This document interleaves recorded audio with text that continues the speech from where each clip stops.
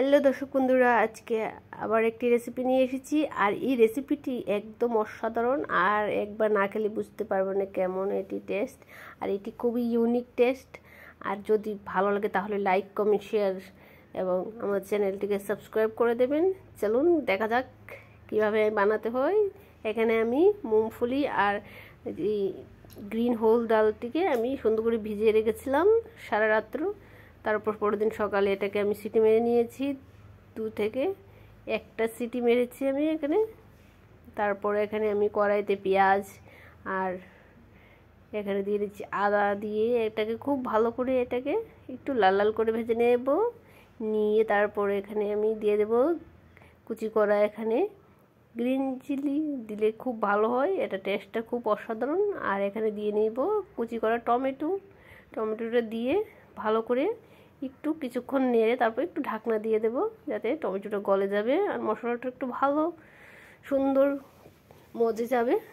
তারপরে এমন মশলাগুলো দেবো যা এটা টেস্টটাকে আরও স্বাদ বানিয়ে দেবে, আরও খেতে ভালো লাগবে। এখন দিয়ে নেব হলুদ, জিরা, ধনিয়া একটু একটু করে, আর দিয়ে নেব পরিমাণ মতো করে নুন। যে না দিলে হয় না, এটা না দিলে তরকারি বা কোনো কিছুতেই ভালো লাগে না। মোটামুটি আমি এখানে দিয়ে নিয়েছি সব কিছু দিয়ে। তারপর ওপর থেকে আমি এখানে মুগ ডালটাকে দিয়েছি। বেশি করে নাড়বো না, হালকা হালকা করে নাড়বো, যাতে এই ডালগুলো একদম ভর্তা না হয়ে যায়। তার জন্য এখানে আমি হালকা হালকা করে নাড়ছি। দেখুন হয়ে গেছে। খুব সহজ, এটি ঘরে বানিয়ে ফেলতে পারেন। আর এটি খেতে খুবই টেস্টি, খুব ভালো লাগবে, বাচ্চা থেকে বড় সকলের পছন্দ হবে। আর এটি খেলে স্বাস্থ্য একটু হেলদি হবে। আর এটি খুব সহজেই ঘরে বানিয়ে ফেলা যায়। আর এটি একটি ইউনিক স্টাইলের রেসিপি।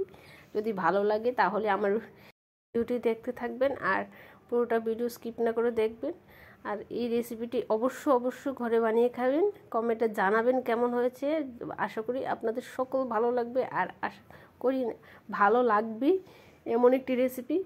আর এই রেসিপিটির সাথে এই দুটো বয়েল এগ এখানে অ্যাড করতে পারেন। বয়েল এগ দিয়ে খেলেও এটি খুব অসাধারণ লাগে, খুব স্বাদের রেসিপি। যদি ভালো লাগে তাহলে লাইক করে দেবেন আর কমেন্টে জানাবেন কেমন হয়েছে। দেখুন বয়েল এগ দিয়ে খেলেও একটু ভালো লাগবে, অবশ্যই ভালো লাগবে।